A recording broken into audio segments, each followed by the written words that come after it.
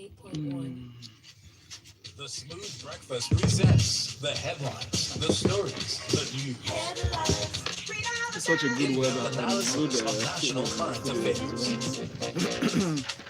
Freshly pressed on Smooth 98.1. Okay. Mics are up. Studio is live. Studio silence, please.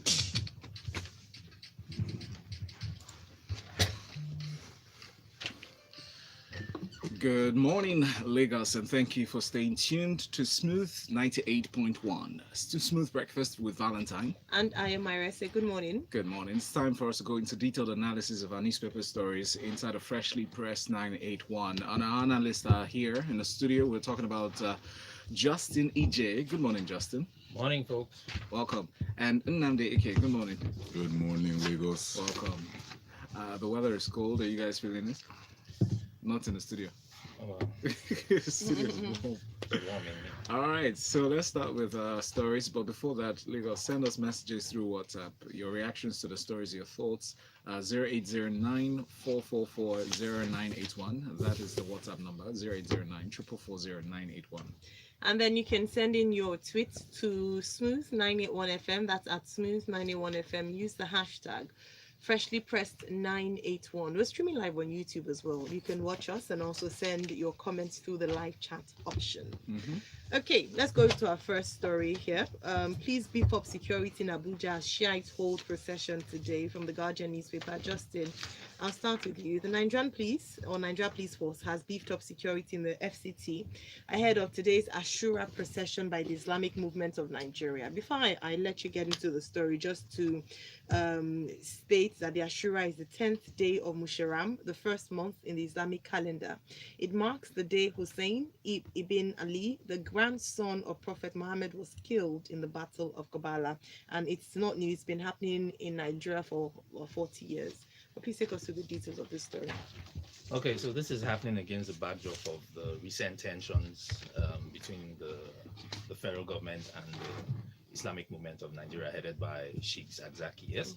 In fact, I read a headline yesterday. I think he came back from India, and then I think he's on the way out for some other country for treatment. But specific to this story is the fact that Ashura is here, and so we need to draw a line between, or a distinction between, the Islamic Movement of Nigeria and the Shiite Muslim community, right? Because this is we're walking a bit of a tightrope here, trying to navigate between the fact that the IMN has been officially proscribed by the Nigerian government on the one hand, and then trying to stop a religious group from exercising what is fundamentally a constitutional right for freedom of worship and all of that. So I don't know how the IGP, Mr. Mohammed Adamu, intends to handle this. First of all, I would love that they handle this in such a way that we don't see any bloodshed. Because if there's one thing you know about the Shiite Muslim community, I'm not talking about the IMN now. I'm talking about them as a religious body of believers, right? So are we saying they are no longer allowed to observe their right to religious practice, right? Ashura is something that happens every year. This Muslim community has been celebrating it for 40 years in Nigeria. It is true that the IMN has become synonymous with the Shiite Muslim community, but they are not one and the same thing. So you've banned IMN as a registered organization. Have you banned Shiite Islam? And can Shiite Muslims still freely celebrate Ashura? If there's anything we know about them, they're not going to back down. In fact, they've stated it that they're not backing down. They are going to exercise their right to freedom of worship. So they still want to observe that procession. Now this is a great area, Justin. I'm glad you've highlighted the difference between IMN and, of course, Shiite Muslim and their right to religious practices. However, in this report, it is noted that again and again they've been referred to as IMN. And then, having quoted the IGP statement, and I'll permit me to read that, he said that henceforth, any person engaged or associated in any manner that could advance the activities of the proscribed IMN shall be treated as a terrorist and the enemy of the state. All forms of procession or protest by IMN are now illegal and thus banned. And in this report, they've not been referred to as Shiites, they've been referred to as Aymen. Mhm. How, I mean, what's the case? Would they still have the right to do that? So if people are on the road and they identify themselves as Shiite Muslims observing Ashura, are you going to then say by fiat that? I mean, the logic is not consistent. Yes. A Shiite Muslim is not necessarily an IMN member. Mm. You see how I said we're walking a tightrope? Yes. very So tight if rope. Shiite Muslims line up and say we are Shiite Muslims, right? How are you going to identify who is IMN? If they self-identify as IMN, that's a different matter altogether, because then they would be blatantly breaking the law, right? As is. But if they identify as Shiite Muslims who are observing Ashura, how are you going to handle that? And I'm saying this so as at the risk of sounding naive, we know who we are. Yes. Right? We are virtually, I was saying downstairs, we are virtually, in fact, let me not be politically correct. We are in a police state. Okay? The IGP is not going to pull punches. He's not going to be politically correct. The last thing on his mind is rights and freedoms right now. He wants to kill the noise. He wants to, quote, keep the peace by any means necessary. If history is anything to judge by. So this is a very volatile situation. Please. Or could be a volatile situation. It's meant to happen later on. I mean, today. the words in this, you can say could be. Yes. I just think it's a keg of gunpowder waiting to go. No, really shouldn't stoke it further beyond what it has not been. I mean, it's not existing right now. Like it's not a situation that's already occurred. So preempting that would be just jumping the gun. But Prince Ajabota sent a message on WhatsApp. Actually, he says, "I implore the IGP to take charge of today's procession and ensure that there is no bloodshed. My only fear is that the IGP has already tagged them terrorists. I urge Abuja residents to be careful as they go about their dealings today in Abuja." A number of Abuja residents in this report have said they're not going to come out already, today. Yes, they've already mentioned that. Isaac from Igondo says, well, on the IGP ban on Shiites, not to embark on procession, law is law. And since the federal government has prescribed them through legal means, I believe they should obey the law, and they're appealing against the judgment that prescribed them. They should obey the law. But there's a difference. Yes, the IGP didn't ban Shiites. No. The Shiites are a sect of the Muslim community, and they have religious freedom. And that's different Yes, in principle there's a from difference, Ayman. yes. Can I just ask just a quick question? Yes, Would it have been entirely unreasonable for some arrangement to be made where a protected area, a restricted area for procession is marked out, and every other resident of Abuja kept away from that? You know, initially the IGP had instructed that they use the Unity Fountain area for their. No, I mean, that sounded. But it's a procession. Apart from that, that sounded extremely arbitrary, didn't it? Wouldn't you consult with the community and say what's best for you, and then we if there were a restrict that particular collaborative area? approach, that's what would be. We have churches, we have religious groups, we have Catholics, we have CAC, we notice that these people have processions at least once a year. Christ the King and all those things, the processions that occur. This happened. So if you say maybe a group that's registered within the Nigerian Constitution now says, okay, or probably goes rogue, so to speak, or goes against the government, and to somehow have some affiliation with these religious bodies, would you not prescribe all Catholics or prescribe all CAC? But that's the equivalent of what we're give them the discussing. freedom to to. Of course, these things are easy to do when it's a splinter group, so to say, or whether it's a smaller sect. Just to be clear, Ashura is a global event. So this is not about Nigerian Muslims. This is happening everywhere in the world at the same time today. Okay. Absolutely. All right, thank you so much. Let's move on to our next story. Military denies holding children as terrorism suspects in detention facilities in Northeast. So we have a report here, a statement contained in the Stop the False Allegation Children Are Not Held as Terrorism Suspects in Nigerian Military Detention Facilities, signed by Colonel Onyema Nwachukwu, who is the Acting Director, Defense Information. Just as a foundation to this story, Nnamdi, I'll just mention that Nigeria has ratified the conventions, United Nations Conventions on the Rights of a Child, which includes one of the protocols, optional protocols, states that children should not be used in military. So if the reason why they'd come out to defend this is because it would be against international laws which were signed to. So please take us through this story. Yeah. The story, I'll be frank, I'm quite pleased with it. There's very little double speak or room for, there's very little vagueness in it.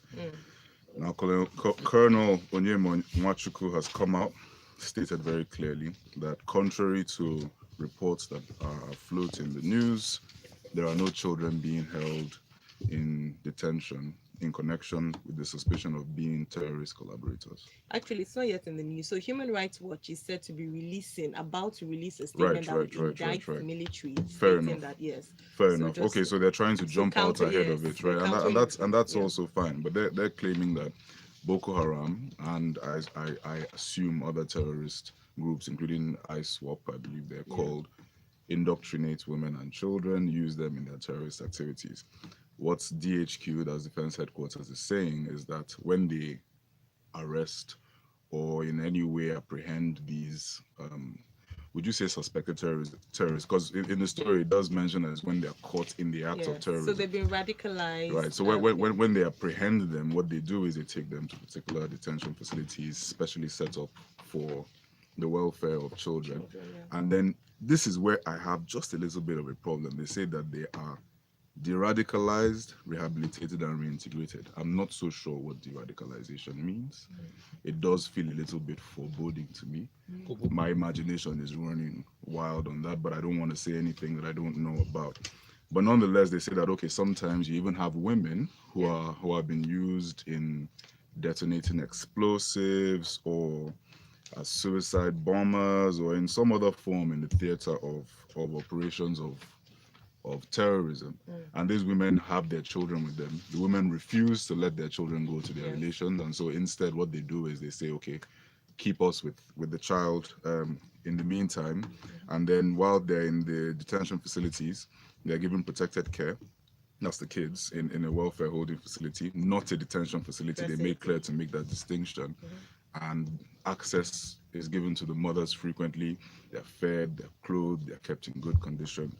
And you know, Defense HQ is being quite careful to mention that at no time do they act in relation to these children contrary to international law, contrary to rules of engagement, contrary to the laws of armed conflict, or as you just mentioned now, any other law such as the Convention on Protection of the Rights of the Child in the international arena. Yes. And I do feel like this story is quite reassuring.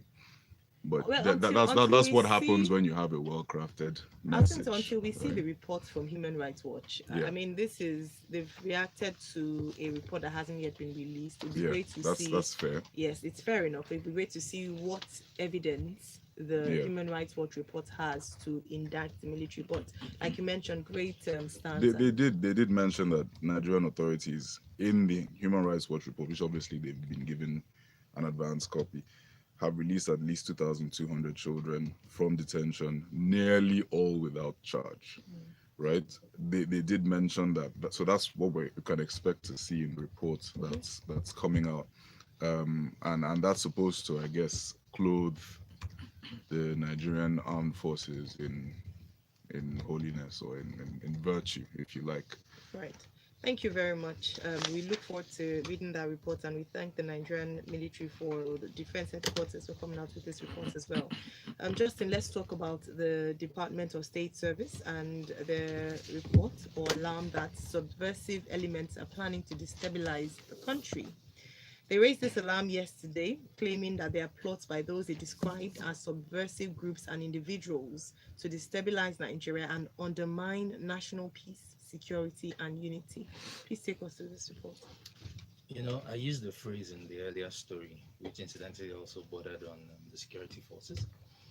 We need to be careful not to devolve into an out-and-out jackboot-driven police state. I read this story and I wonder to myself, so why is the DSS releasing this statement? The summary of what you're saying here is you have intel that there are parties or where's that phrase, subversive groups and individuals trying to destabilize the country, and the words that they used was to inflame, to set the nation on fire. This press release in itself is very incendiary, right? It's enough to get people on the edge. You said that the statement added that the aim was to set the country on fire as well as inflame passions across ethnic and religious divides with expected violent consequences. This is coming from the DSS. This is not coming from some hack journalist or hack tabloid, right? This he's already giving me the jitters, and I'm asking myself, if you have this intel, I think, in my humble opinion, what you need to be doing is clamping down on whoever you have this intel on, and maybe tell us in the aftermath that you broke up a group, you prevented this and that from happening, but not come out and tell us that there are people planning to set the country on fire, and then I should do what? Go undercover, right? Yeah, Which is supposed to be the normal thing to do. What am I supposed to do? Usually, it's an operation in other international security agencies that they tell you that, oh, we foiled a bomb blast attempt, ET. Yes, you know, we broke up a terror cell. Yes. We did this. Not we did that. We suspect that they're about to go to Trafalgar Square and set You up. now tell people are trying to blow up the country, and you end by saying citizens are enjoying to remain law-abiding, peaceful, and report any. Come on, guys, please. All right, so you're not pleased with that? No. They're fanning They the should go and do the flames work. instead You of should face your work. All right. David Putting Edem them on up. Twitter replies or reacts to the story we shared regarding the IGP's instructions to the police in Abuja. Well, he says the situation about this Shiites prescription on protesting is very dicey. I urge the police to handle it with the utmost caution in order not to escalate the already tense security situation in the country. Thank you, David. Nnamdi, any Nigeria Electricity Regulatory Commission boss optimistic about stable power supply from this day. So reading this headline, I was optimistic about the report, but reading the details, I was de-optimistic. If I can put it that way. Yes, Pessimistic. I was. You know, it's pessimistic is like from D. This one is D. I was up and came down. De-optimized. But please tell us the details of this report. I'll take you straight to the optimizing sentence where the chairman of the Nigerian Electricity Regulatory Commission, Professor James Momo, said, formally, I'm saying, do we have a target when all Nigerians will be powered? Hopefully, in our lifetime, it will happen. Wow. Hopefully, in our lifetime. I mean, I think about 6 days ago, I caught a news report, I think it was on Punch or on the radio, I can't remember, where they stated that the West African Power Pool, it's a specialized arm of ECOWAS, which deals with power in 14 of the 15 ECOWAS countries, had announced that cost-reflective tariffs have been announced across the board for those 14 countries, including Nigeria. Cost-reflective tariff is it's an industry phrase in the power sector, which implies that the cost of getting power into homes and to consumers is reflected in the tariffs that are charged to consumers. Do you understand? So that allows every participator in the sector tasked with bringing power into homes to be able to meet their expenses, right? Now, however, in this story, Professor James Momo is saying that in actual fact, there was a minor review. There was a minor review of the electricity supply industry, and they didn't actually announce an increased tariff. What they did was to attempt to take, a bird's eye view of all the different indices and metrics in the sector to determine what's the best way to go forward. And what they have determined is that at this point, they first have to take stock of what is being done by meter asset providers. I think sometime last year, there was a permit granted by the Nigerian Electricity Regulatory Commission to third parties to finance provision of meters. I think metering has been a big problem in the industry for some time. In the next 2 years. Yeah, so what they also, I think the way that works is they allow you to provide meters and finance it by amortization over the course of 10 years. You have a 10 to 15-year license. I can't recall all the detail. But what he has really now tried to say is that, okay, we've done a review. We've alerted the distribution companies of their responsibilities. We're going to wait to see what happens with the meters. Our review is going to give us an idea of the impact on the industry, etc., etc., etc. He hasn't said too much about exactly when the power is going to come, But he does tell us that, by 2030, they're going to allow renewable energy by 2030, while the rest of the world is already on course. Now, with climate change on our back doorsteps. Man, listen, Thank you. I know you're trying to round me up, but this thing is bust, man. So we have messages though. Goodness. Ihnai from Ojo says, on point, Justin, I hope the federal government will seek sound legal advice in dealing with the IMN. The police should avoid any blood spill in confronting them. Ojo says the whole thing is confusing. Procession, protest, I feel they should be able to do their procession, although it might turn into something else, which is the fear, to be honest. Yinka here says they are called DSS for a reason. They should operate stealthily. Not come to scare us. As in, when I heard the news last night, there was nothing I could hold on to other than ending up confused. Why allow us and ask us to go about our business? How? It sounded like when one shady politician knows the FCC will come after him, he quickly comes out to say people are about to set him up. So it's similar, right? Exactly. Let's go to the next story from Premium Times. How Jonathan accused me of supporting Buhari, ex-AGF Adoke, that's Mohammed Adoke. He revealed, the ex-Attorney General of the Federation, revealed in a new book on his office years as the Minister of Justice and Attorney General. Could you take us through this story, and Nnamdi, please? I mean, standard procedure for most people who come out of office, not exactly covered in glory, is to try to rehabilitate their image. I'm not saying that's what's happening here, but the former Attorney General of the Federation, Mohammed Adoke, SAN, released a book over the weekend. It's called Burden of Service, Reminiscences of Nigeria's Former Attorney General. And according to the Premium Times, I haven't read the book, at some point he claims that his loyalty was questioned first by Dame Patience Jonathan, the former First Lady, and then next by the former President, Goodluck Ebele Jonathan, GCFR. I don't know what we really need to discuss in this story. They said that he was working against them. And in support of that claim, there is something in here about how he refused to grant sweeping powers to the National Assembly, and Jonathan wasn't happy. Now, what I do remember is that those sweeping powers that were to be granted to the National Assembly were contained in the bill for the Constitution Alteration Act of 2015. Amendment, yes. Yeah, and Goodluck Jonathan decided he wasn't going to sign the bill. There was this standoff, and Mohammed Bello Adoke went to court on behalf of the government.